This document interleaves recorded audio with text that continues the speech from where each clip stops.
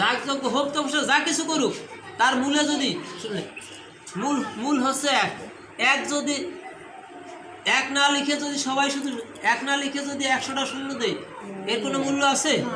হ্যাঁ, আমি এক লিখলাম না, শুধু শূন্য দিয়ে গেলাম, এর কোনো মূল্য আছে? আচ্ছা, যদি আমি এক লিখি, এক লেখার পরে যদি একটা শূন্য দেয় ডান পাশে, তাহলে কত হবে? 10। একের ডান পাশে যদি 2টা শূন্য দিলে কত হবে? 100। একের ডান পাশে 3টা শূন্য দিলে কত হবে? 1000। 1000 হবে। এরকম শুধু আমার বাড়তেই থাকে। যদি এক আমার না থাকে তাহলে সব নিষ্ফল হয়ে যায়। ওই শূন্যর যেমন কোনো দাম নাই, এক না থাকলে তদ্রুপ নিষ্ফল হয়ে যায়। এই জন্য যাগ করেন, যোগ করেন, হোম করেন, তপস্যা করেন, পূজা করেন, পার্বণ করেন, যদি আপনি হরে কৃষ্ণ মহামন্ত্র হরিনাম জপ না করেন, কীর্তন না করেন, তাহলে এই যাগ যজ্ঞ হোম তপস্যা সব আপনার নিষ্ফল।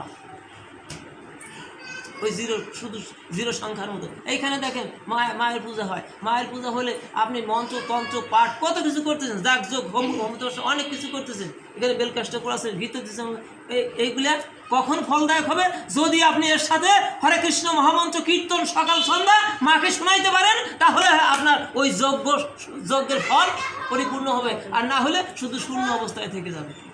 যেটা রামপ্রসাদ যখন মায়ের সাধনা করেছে, রামপ্রসাদ কি করছে? ওই মায়ের মন্দিরের পাশে বসে তখন গুনগুন হরে কৃষ্ণ নাম করতো, মাকে শোনাতো। মা বলতো, রামপ্রসাদ রে, তোর মুখে নাম শুনে, তোর মুখে এই মধুমাখার নাম শুনে আমি স্থির থাকতে পারছি না, তুই আমার বুকে আয় হরে কৃষ্ণ, তুই আমার বক্ষে আয় রামপ্রসাদ, তোকে আমি তোর মতো ভক্তকে বুকে জড়িয়ে ধরে আমি আমার লীলা সার্থক করি।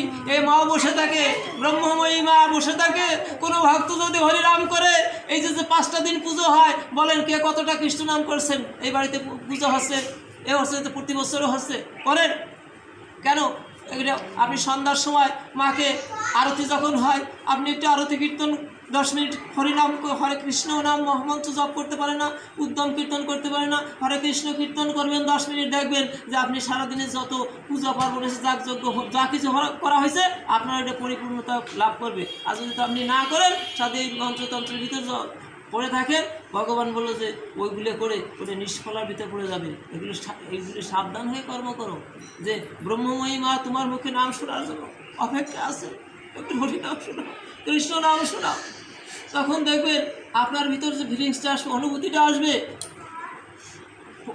আসবে, তখন আপনার এই সমস্ত বাহ্যিক কর্মের ভিতরে আপনার আর যাইতে ইচ্ছা করবে না। মা অত্যন্ত প্রীত হবে, সন্তুষ্ট হবে। আপনি কিছু না জানেন, অসুবিধা নেই, আপনি পিএইচডি ডিগ্রি লাভ করেন নাই, আপনি বেদের মন্ত্র পাঠ করতে পারেন না, ওতে কিছু হবে না। আপনার মুখে ওই কৃষ্ণ নাম শুনে মা অত্যন্ত প্রীত হবে, অত্যন্ত সন্তুষ্ট হবে। হরে কৃষ্ণ। এই জন্যই যে যা কিছু করি না কেন, ওই সংখ্যা যদি মূল যদি এক বাদে, মূল হচ্ছে এক, এই এক বাদে যত কিছু করি ওগুলা সে পরিপূর্ণতা আসে না, ওই সংখ্যায় কাউন্ট করা হয় না। হরে কৃষ্ণ।